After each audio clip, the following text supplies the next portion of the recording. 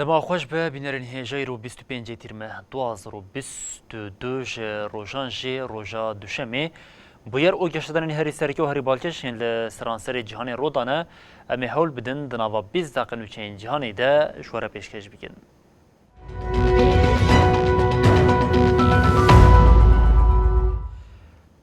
بله جاره کردن دما خوش ببینرین هجا عراق دخوازی ایدی حد که جبو داگرکریا دولتا ترکیه دینه لسرگیری پارلمانتوی عراقی صبح کنسیا اولکاری یا نتوین یک بوی به مجار کمکوشی زاخویا جالی دولتا ترکیه و هاتیه کرن کم دبه دوین آبریده بردفکی فرمانداری گشتی ارتشا عراقی یحیی رسول اشکره کرکو ولاتی وی آمده خواه لهمبری ایریشین ترکیه به پاریزه. 20 تیرمه ارتشا ترک نیوه روژه لزاخوی ناوندگه گشتیاری توباران کرد. ده انجام ده نه کسین سویل جانا خوش دزدان و 23 جی بریندار بون. پشتی ایریشه لسرانسری عراقی خو پیشاندانین گرسهی لدیجی دولتا ترک پیک هاتن. هرچندی رژیما دولتا ترک هول دا ایریشه بخستوی پککه جی لی وزیر کار درو ای عراقی فواد حسین ای لجه بویره لی کولین پیکانین و تکسکر گو کمکوژی جالی ارتشا ترک و هاتیه کرن. باشه پارلمانتویا ولات لسر مجاری جبینه که تایبت پیکانی و تی ده بریار دا گو مجاری ببا روژوا کنسیا اولکاریه یا نتوین یک بویی. لسر بریارا پارلمانتویه کنسیا اولکاریه و سبا کن ببا. بریا و جبینه دوی نافبره ده بردف که فرمانداریا گشتیا ارتشا عراقی یحیی رسول ترکیه بویه که توانبار کر گو سروریا عراقی بن پیدکه. رسول بانگ لأنقره کر دا گوداوی لیریشن خوابینه و گود عراقی لهمبری ایریشان و بروانی بکه.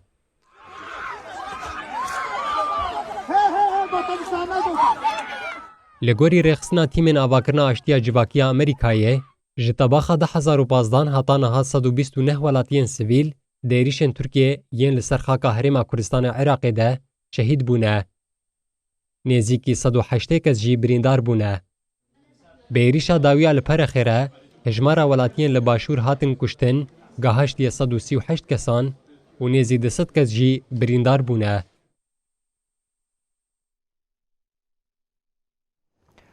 بله وزیر کاری دروی روسیه لویه که مکر هات کو آرمان جوان رو خاندنا دسترداریا اوکراینیه سروک اوکراینیه زلنسکی جگوت اوی به تاوی تسلیم نبن او دورین هاتن داگر کرنجی رزگار بکن دوین آوری در روسیا خواه آماده دیگه که دو هرمین اوکراینیه مها ایلونی تولینا و خاکا خواه بکن.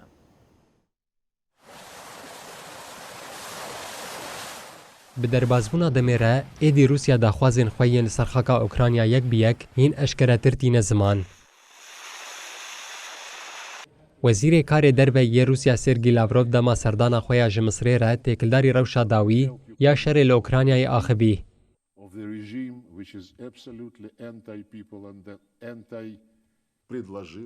لاوروف مها نیسان گوتبو تهولدان وان ین هلوشاندنا دسلاتا کیو تونیه لراستیا ارمانجن شرم کر هاتو گوت هلبت ام دخواسن داویل رژیم اوکرانیای بینن امی وکا روسی و اوکرانی به هفره بجین.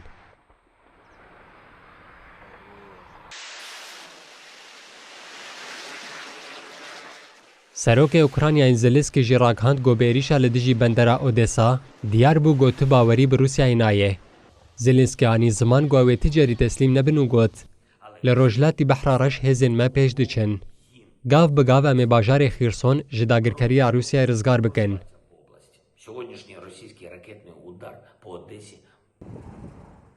دوی نافبری ده ارتشا اوکرانیای راکهاند گو هزین روز گلک نابند باکور باشور و روجلاتی ولاد بمباران کرن و خوشبن کتنا دونباسی آمده دکن.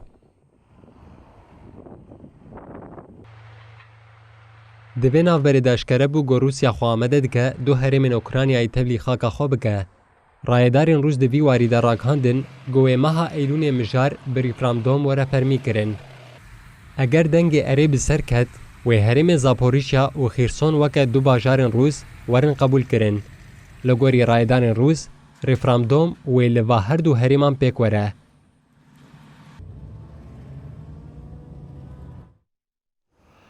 Artêşa Darbekariya li Myanmarê zexta li ser civakê didomîne li welatê ku bêtir staleke ji aliyê artêşa darbekar ve tê birêvebirin, parlamenterê berê yê Partiya Desthilatdar Saw jî di nav de 4 kes hatin darvekirin.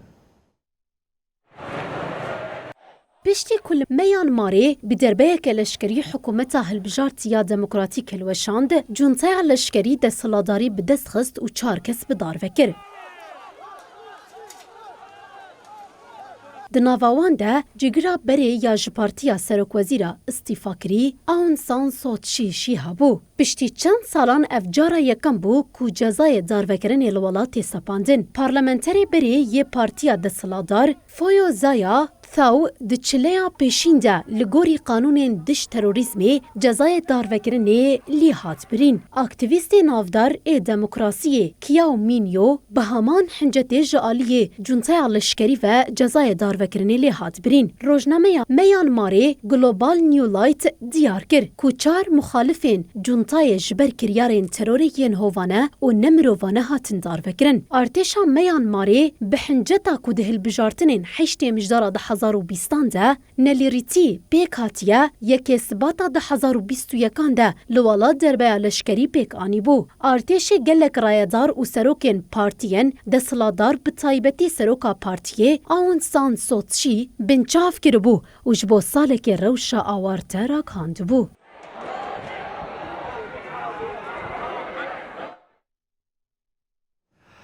Rêveberiya İtalya bi pêla koçberiyê re ketiye nava tevgerê di dawiya hefteyê de pêla koçberiyê ji nişka ve zêde bû jmara koçberên ku di rojekê de xwe gihandine İtalyayê hemabêje geheşt nêzî 1200 kesî. Rayedarên İtalyayê ragihandin ku di nava 24 saetan de nêzî 1200 kes li İtalyayê bûne. Li Bahamayê jî keştiyeka koçberan noqî avî bû. Di encamê de 17 kesan jiyana xwe ji dest dan û 25 jî hatin xelas kirin. İtalya di dawiya hefteyê de rastî pêla koçberiyê hat. Koçber bi keştiyan gihiştin benderên cuda yên Sicilyayê. Rêveberên İtalya gotin 674 kes li paravên Calabria hatin rizgar kirin û cenazeyê 5 koçberan jî li nêzî keşteyên Masigran hatin dîtin. Roja şemiyê hat ragihandin ku 522 kes li ser 15 botan hatin rizgar kirin û ew birin Lampedusa. Hat diyarkirin ku bot ji Libya û Tunisê birêketin. Lampedusa ku yek ji wan benderan e ku pirê caran koçberên vê rêwîtiyê xeternak ji bo xwe gihandina Ewropayê didin pêşiya xwe. Di nava koçberên rizgarkirî de komên herî mezin ji Efganistan, Pakistan, Sudan, Etiyopya û Somalê ne. Li gorî medyaya İtalyayê navenda pêşwaziya koçberan agirave. Di hefteya dawî de nekariye xwe li ber zêdebûnê bigire. Li gorî ajansa ANSA 1184 koçber li cihê ku 305 kes dikirin lê bimînin têne ragirtin. Riya Deryaya Navîn yek ji riyên herî zêde ji aliyê koçberên ku dixwazin xwe bikînin Ewropayê ve têne bikaranîn û xeternak e. Di sala 2021 de neteweyên yekbûyî piştrast kiribû. 3031 koçber li Deryaya Navîn û Bakurê Rojavayê Atlantîkê mirin hanwin dabûne. Di hilbijartinên pêşwexetên İtalyayê de mijara koçberiyê weke yek ji mijarên herî giring tê dîtin. A multi-agency investigation. Li gorî daxuyan ya nivîskî Serokwezîr Filip Davis piştî ku keştî bi 6 koçberan ji komgiravê derketiye noqiyavê bûye. Li gorî daxuyaniyê herî kêm 17 koçberên ji Haytiyê jiyana xwe ji dest dane, 25 kes jî hatine rizgarkirin. Hat diyarkirin ku kesên jiyana xwe ji dest dane yek jê zarok zilamek û 15 jinin. Biroya Serokwezîriyê texmîn dike ku koçberan hewildan xwe bikînin Miami û Floridayê. Bahama 8 kilometre dûrî başûrê Rojhilatê Florîdayê ji 700 giravan pêk tê û 39 ji wan cihê jîngehê ye. Li Haytiyê sûcên çeteyan geştiya asteke giran û gelek kes hewl didin biriya deryayê xwe bikînin Florîdayê.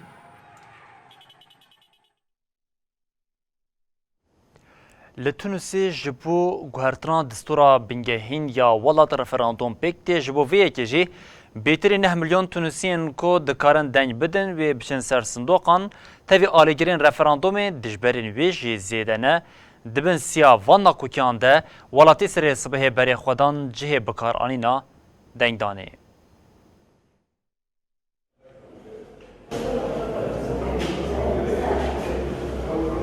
Ji bo referanduma ku pêşnûmeya destûra bingehîn ya ji 142 xalan pêk tê, tê de 30 hezîranê ji raya giştîre hatibû eşkerekirin. Li seranserê welêt li 11,236 sindoqên ku li 4,216 navendan hatin edanîn. Dengdanê li gorî dema herêmî saet 6 dest pê kir. Li hundir û derveyî welat bi giştî 9 milyon û 296,000 û 64 hilbijêrên Tunusî hene ku dikarin dengê xwe bikarbînin. Bikaranîna dengan wê heta saet 22 bi tome. Di daxuyaniya ku duh êvarî caliyê li jineya hilbijartinê ya bilind a serbixwe veha dayîn de hat ragihandin ku li tevahiya Tunusê di navbera saet 6 û 22 de hilbijêrên li derveyî welat wê 24 23 25 tîrmehê saet di navbera 8 û 18 de dengên xwe bidin. Serokê Lijneya Bilind a Serbixwe ya Hilbijartinan Farûq Boasker di yekê tîrmehê de ragihandibû ku wê 84,000 karmend di zêdetirî 11,000 sindoqan li seranserî welêt bên danîn de bixebitin. Di daxuyaniyê de hat diyarkirin ku wê li 298 navendan ji bo dengdana li derveyî welat 378 sindoq bên danîn. Serokê Tunusê Qays Saîd di 25 tîrmeha 2021 de bi rawestandina karê meclisê parêzbendiya parlamenteran rakir û di 22 îlona 2021 de jî bi biryarnameyên nû rayeyên xwe berfireh kir. Her wiha desteya rêveberiyê bi temamî xiste bin kontrola xwe. Saîd bi nexşeya rêya derketina ji qeyrana siyasî ku di 13 kanûna 2021 de eşkere kiribû diyar kiribû ku wê di 25 tîrmeha 2022 de referanduma guhertina destûra bingehîn pêk bîne. 17 kanûna 2022 jî wê hilbijartina giştî ya pêşwexit pêk hatiban. Heta ev yek hemû pêk werin jî wê parlamento girtî bimîne.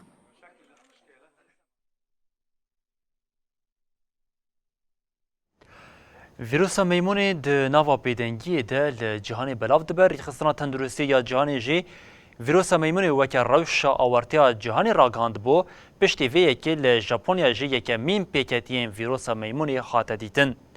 Li gorî nûçeya Ajansa Reutersê li Tokyoyê di zerameke 30 salî de vîrusa meymunê hatiye dîtin. Vîrusa meymunê heta niha li bêtirî 75 welatan hatiye dîtin. Her wiha bêtirî 16,000 pêketiyên vîrusê jî hatine tespîtkirin.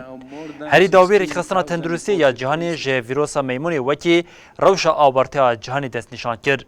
Ji ber vîrusê heta niha 5 kes li Afrikayê jiyana xwe ji dest dane. Vîrusa ku tê zanîn bi têkliyeke nêzik derbas dibe sedema birînên çerm û nîşaneyên mîna grîpê.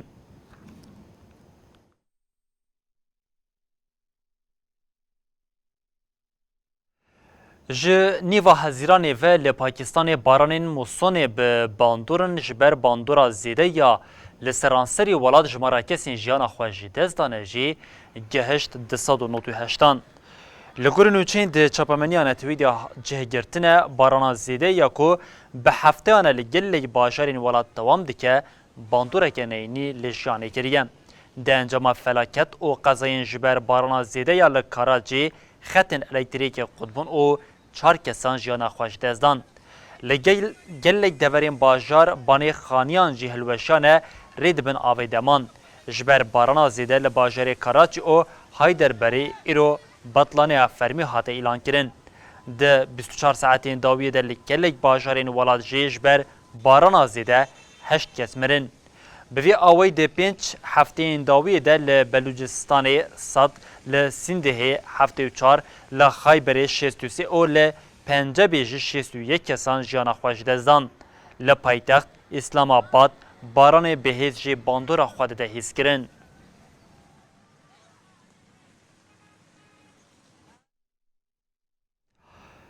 Belêserê parzemîna Awropa û Amerîka ji ber german dêşe germahiya zêde ya li van parzemînan bûye sedema ku şewatên heyî hîna zêdetir bibe tenê di nava demên dawiyê de li Spanya û İtalyayê ji ber şewata daristanan bi 10,000 hektar erd zirar dîtine.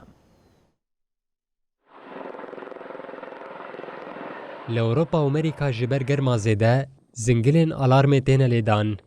Li va her du parzemînan têkoşîneke zêde ya dijî şewatê heye.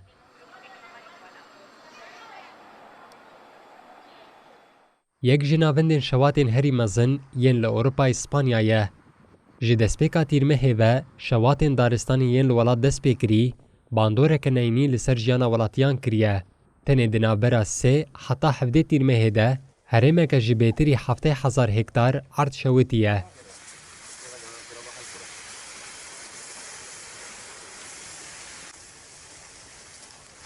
Li welatên cîran Pirtugalê jî heman rewş heye. Tevî hemû hewildanan jî hîna 4 şewatê mezin yên daristanan didûmin.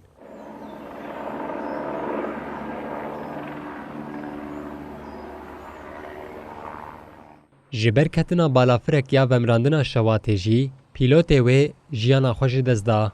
Hem wextî şewata heyî ji ber germa li van her du welatan jî heta niha nêzî 2,000 kes mirine.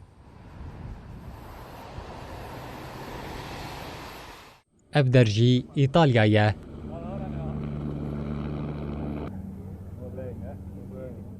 Li İtalyayê şewata heyî hîna jî nehatiye kontrol kirin. Mîna goşewat bi têrê nake. Pêla germahiyê asta metirsiyê bûye sedema got alarma rengê Pirtugalî.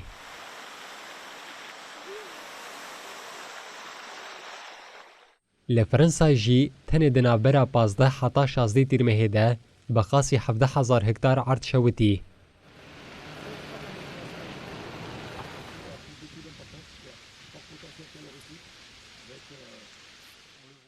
Li Yunanistanê ji ber şewatê gelek gund hatin vala kirin. Li gird jî 15,000 donam erd şewitiye.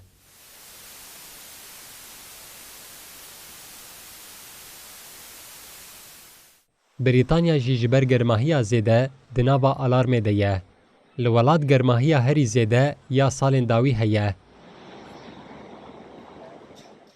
Li parzemîna Amerîka jî rewş ya li Ewropa ne zêde baştir e. Li 19 eyaletên dewletên Yekbûyî Amerîka di 193 şewatên daristanan didûmin. Tenê li Alaska 81,000 hektar bûye xwelî.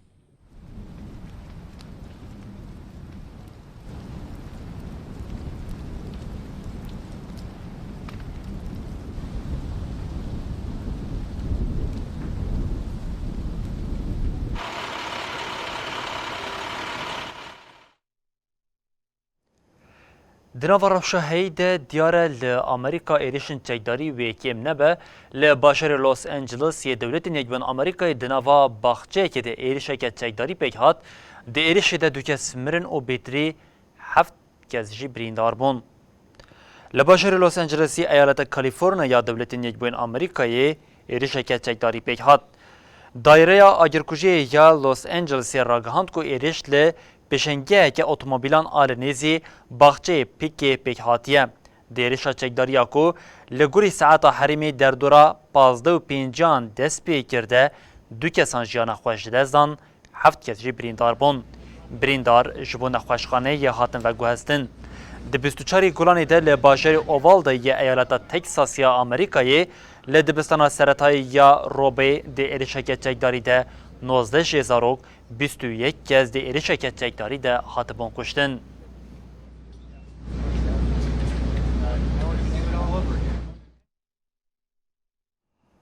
بەرەبینەرین هێژەم لەبەر دەگەیژین داویە بولتەنا خۆیان جیهانی و دەبێژین حتا سبە جارێکە دنوەرین پێشیا و بمێنن دراوە خێر و خۆشیێدە هەر شاد و بەختەوار بن.